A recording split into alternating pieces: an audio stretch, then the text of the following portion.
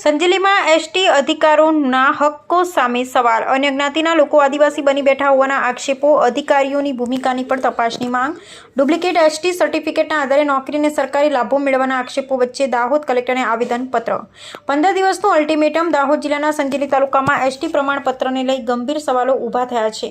અન્ય જ્ઞાતિના લોકો ખોટો અથવા ડુપ્લિકેટ એસટી સર્ટિફિકેટના આધારે આદિવાસી બની બેઠા હોવાના આક્ષેપો સાથે સમગ્ર મામલાની ઉચ્ચ સ્તરીય તપાસની માંગ ઉઠી છે। આક્ષેપ મુજબ સંબંધિત પ્રમાણપત્રોના આધારે નોકરી તેમજ વિવિધ સરકારી લાભો મેળવવામાં આવ્યા હોવાની શક્યતા વ્યક્ત કરવામાં આવી રહી છે, જેના પગલે માત્ર સર્ટિફિકેટની ખરાઈ જ નહીં પરંતુ સર્ટિફિકેટ મેળવવાની સમગ્ર પ્રક્રિયા, રજૂ કરાયેલા દસ્તાવેજો, શૈક્ષણિક પ્રમાણપત્રો અને નોકરી માટે થયેલી ભરતી પ્રક્રિયાથી પણ તપાસ કરવાની માંગ કરવામાં આવી છે। આ મામલે દાહોદ જિલ્લાના કલેક્ટરે આવેદનપત્ર આપી સમગ્ર પ્રકરણની નિષ્પક્ષ તપાસ કરવાની માંગ કરવામાં આવી છે। સાથે જ જો તપાસમાં એસટી પ્રમાણપત્ર ખોટું, બોગસ અથવા ડુપ્લિકેટ હોવાનું સાબિત થાય તો તેના આધારે મેળવવામાં આવેલી નોકરી અને સરકારી લાભોની પણ કાયદેસર રીતે તપાસ કરવામાં આવે તેવી માંગ કરવામાં આવી છે।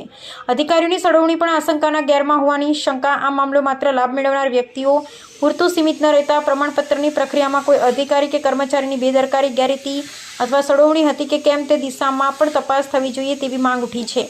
જો નિયમો ને બાજુ પર રાખી કોઈ વ્યક્તિને એસટી પ્રમાણપત્ર અપાયું હોય તો તેની જવાબદારી નક્કી કરી સંબંધિત અધિકારીઓ સામે પણ કાયદેસરની કાર્યવાહી કરવાની માંગ કરવામાં આવી છે। આદિવાસી સમાજના હક્કો અને અનામતના અધિકારો સાથે જોડાયેલા આ ગંભીર મામલામાં તંત્ર દ્વારા દસ્તાવેજોની ઊંડાણપૂર્વક ચકાસણી કરી હકીકત બહાર લાવવાની માંગ કરવામાં આવી છે।